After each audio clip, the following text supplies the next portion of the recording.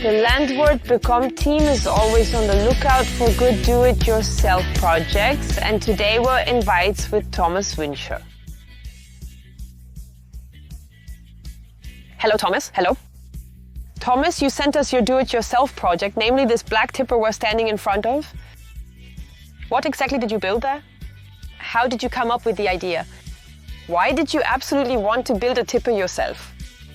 Of course, I searched for a long time for a tipper because my old single-axle tipper eventually reached its limits in terms of load and also from above. I looked through everything, but in the end, in terms of price and also because you have certain ideas about what you want, there was nothing decent available. And then at some point the crazy idea came up and I just decided to build a tipper myself. We looked around a bit and tinkered, or rather I did. I took a notepad and started sketching a bit of what I would like. From hydraulic support legs, tailgate flaps at the back, maybe fenders apparently, double brakes, air and oil brakes, and that's how it all came together somehow. What do you use the tipper for? So what were your requirements? What did it absolutely have to be able to do? Yes.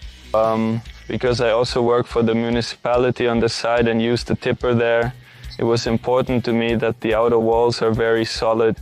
For example, when we refill a trench, the excavator drivers grab straight from the tipper, and with cheap or thin walls you end up damaging them right away. It was crucial for it to be solid but not excessively heavy, as I wanted to drive it with my 100 horsepower tractor. Basically it's a dump body that was clear from the start because I almost never do side tipping. What materials did you use and where did you get them all from? I used a fine-grained construction steel because it's a bit tougher and can withstand more. And I got the materials from my former company where I also did my apprenticeship. I ended up and settled at the company Mildeco. They really helped me a lot and gave me very good prices. Did you also find any used parts or work with used parts?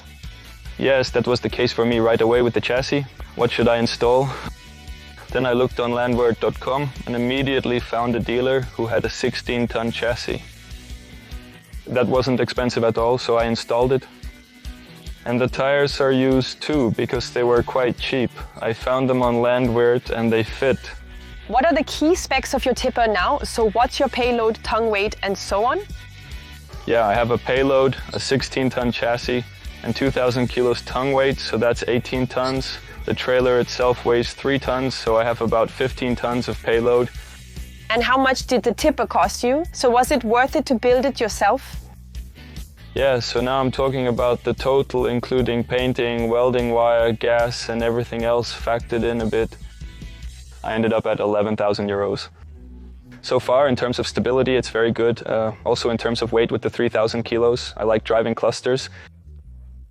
Yes, Thomas, thank you so much for sending us your project and good luck over the next few months testing your self-built tipper.